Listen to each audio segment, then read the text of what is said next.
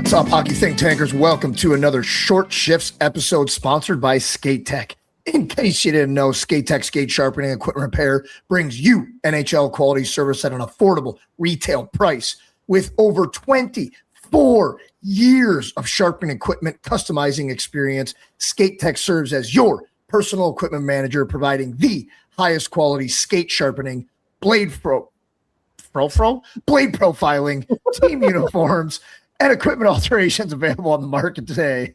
Let Skate Tech help you take your on ice performance to the next level with the edge. Oh my God, I can't talk. With the edge the pros trust. Check them out at skatetechsharpening.com. We're rolling with it, baby. Hello, Jeffrey. How we doing tonight, everybody? Wow. Welcome to Short Shifts. 10 minutes are on the clock. Jeffrey, you have no idea Zero. what the topic is going to be. But should you choose to accept this challenge on this Magic Carpet Ride, we're going to have some fun today. You ready to rock and roll? Let's go, baby. Okay, so we've done like different things about like practice as far as like what's a great way to start practice, what's a great way to end practice, what are our favorite small area games, what are our favorite battle games. I want to know from you, like, what are your favorite puck touch games? Not games, sorry, puck touch drills. So as you get older, you get into like, especially the pro level where you play so many games, like everybody loves the drills where you can just get out on the ice and just pass pucks, just touch pucks, get a feel for it, get the flow in, get the hands going, get the feet going. And so I want to know from you, like, what are your favorite, let's call them flow drills. In youth hockey, I call them skill drills because passing is a very important skill. Timing is a very important skill, all that kind of stuff. But like, when you were playing pro or maybe even college, when the season got a little bit later, it's February, you're going to have a short 30 to 40 minute practice just to, get the lactic acid out of the legs, get the hands going. What are your favorite like puck touch skill flow type drills? Go. I liked, we at least did this when I was playing a lot, especially in pro, mainly in pro. Like you set up on the 4 dots in the neutral zone. And, you're tippy tapping it around, you might go, the first one is just one pass. You pass, you button hook, you go back the way you came, you shoot and stride from far out, let the goalie see it. And you're just getting some movement.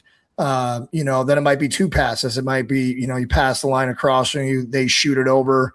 You do some type of pivot. Maybe you follow the puck and it's like a low and slow timing type of drill, like for a center on a breakout type of thing to the neutral zone. And, as I watched a lot of pro guys when I was younger, like they'd also like add a self pass off the boards, like a lot of older guys were doing that when I was playing in the American League, or, putting it off their skate or something, like adding some type of extra skill into these really simple warm up drills. And so I always tried to adopt like something like that, like trying to add something to these types of drills, whether that was a pump fake before you shoot, which goalies love that because it's a warm up, or you pass it off your backhand off the wall as you're skating towards the wall and make sure it's like comes off at the right angle. So you're kind of like learning about angles and things like that and how different boards like bounce and different areas of the ice. And those are all things that like, you can use later on in the game. But I really liked like those, like, and they would get more intricate as you go, and some coaches kept them pretty simple. 1 pass, 2 pass, maybe a couple of change of directions. Then you're going in and shooting. And then some were like, making it pretty complicated, and it just kind of depended on the coach and what their philosophies were with those type of like warm-up drills. But I always enjoyed those to start, especially as I got later in my career, or maybe this was just the last couple teams I played on. But I don't know, like I played on one team that was really good where everybody treated that warm-up like as a warm-up, not the first drill of practice. And at first I didn't like it, and then I kind of got to liking that. Like, what do you mean by they treated it as a warm up and not like the first drill of practice? Like guys were like, if you're an older guy or you're beat up or whatever, like you might be going a little bit slower, like feeling your edges, like looking around, like it wasn't going all out 100%. Like it's the first drill of a tryout or, a first drill of a practice early on in the season when you're battling for what line am I going to be on and coach is deciding the lineup for the first game. It wasn't like that, but then it would quickly get to that but like you were allowed to kind of take that time to do what you needed to do, get ready. And I did like that. You just have to have a responsible team. You have to have like good elder leaders to not let that stuff go too far, you know? Yeah, totally.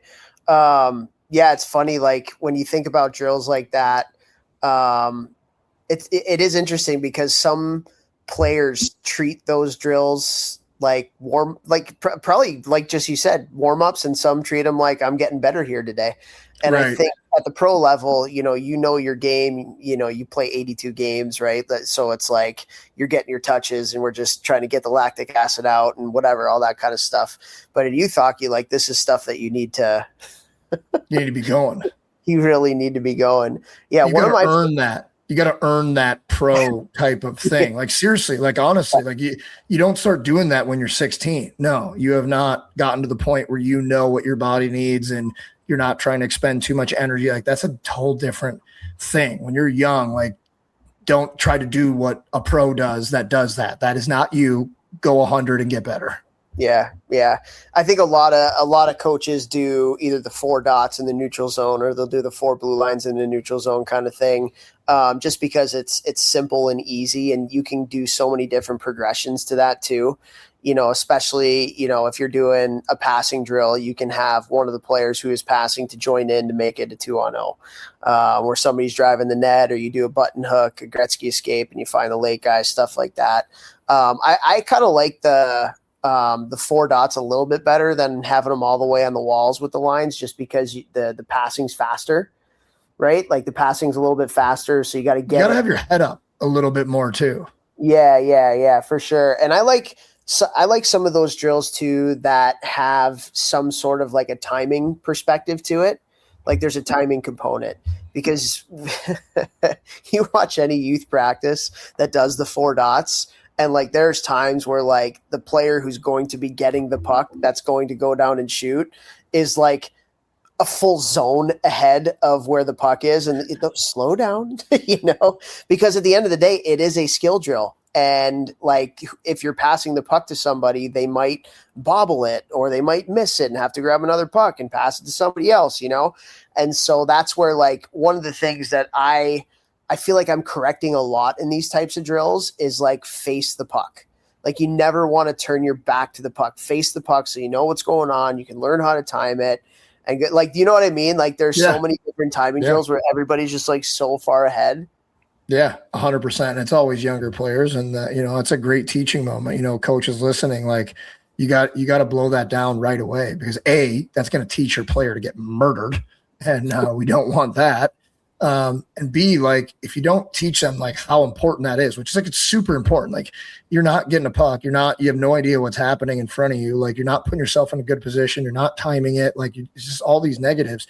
Like you've got to blow that dead if you're a youth coach, and you got to coach and teach that and make sure that's something they get good at. Cause that's like really, really, really important when you get older. If you're not in a good spot to get pucks on the breakout, in transition, on the neutral zone, you cannot play at the next level. You're just a waste of space out there. So like, this is something that if you're a coach, like this is a really, really important teaching thing. Yeah. I also love in these types of drills, when you have 2 players going at a time, the player on the outside's got to get the puck and get off the wall and get it to the middle of the ice, and they got to kick it out. And then there's a shot and a rebound type stuff. But one last one, like, some of these you can make a little, like, obviously we encourage so many like things that will transfer from practice to game, right? Like we want to have drills that are going to have some sort of a game-like component. This podcast today, not necessarily what we're talking about. This is just get on the ice, get the feels, all that kind of stuff. And one of them I do actually really like is just the three-man weave. So you get 3, we used to call it the Russian weave. You get the player in the middle's got the puck. You got, 3 lines on one side of the ice, 3 lines at the opposite end of the ice, and person in the middle passes it to one of the players on the wall, follows his pass. That person gets it, fires it over to the next person on the wall, gets that puck. Maybe you do one more pass and then you pass it to either a coach or you pass it to the line that's on the other end of the ice. Everybody switches lanes, you get it back. All 3 guys have to touch the puck again before you shoot. And then the biggest thing is like, make sure you're shooting pucks before like the top of the circles or at the top of the circles. Like these are not drills for Jeffrey Lavecchio, backdoor passes. Yeah, no, backdoor tap in, first shot the goalie's seen today. Exactly. But you know what's even worse than that? Did you ever play for any coaches that you do that and they wouldn't give you the shot at the end? No. When you were younger? Well, I feel like in midgets or bantams or maybe even juniors, there were times where like we wouldn't get the shot at the end. And it's like you went all the way down, you went back, you want that cookie, you want to sniff out a rebound if you're not the guy with the shot, and there's no shot. I always hated that. If you're a coach, listen to your players. They probably want that shot. Yeah. And the last thing, I know we're time's up here, but I think just from a teaching perspective, when you have these types of drills, it's a pregame skate typically in college, or a practice after a game the next day in pro type stuff. Or maybe you're a youth coach or a youth team and you had a long weekend, you had 4 or 5 games on the weekend, you get back on Monday or Tuesday, you just want to kind of feel it a little bit. If you do want to teach, I think the best thing you can do, talk. Stop the drills, make the team do push-ups if they're not calling for passes, or make a competition out of it. With the drills, have it white against dark, and the team that, messes up the most passes, puts it in skates or puts it in ahead, whatever it may be, like make it a competition. That's a point, for the other team if you don't execute on a pass type stuff. So they're fun things that you can do at the youth level to be able to kind of up it. And I do feel like the talking part of it, you can really, really hammer that home in these types of drills.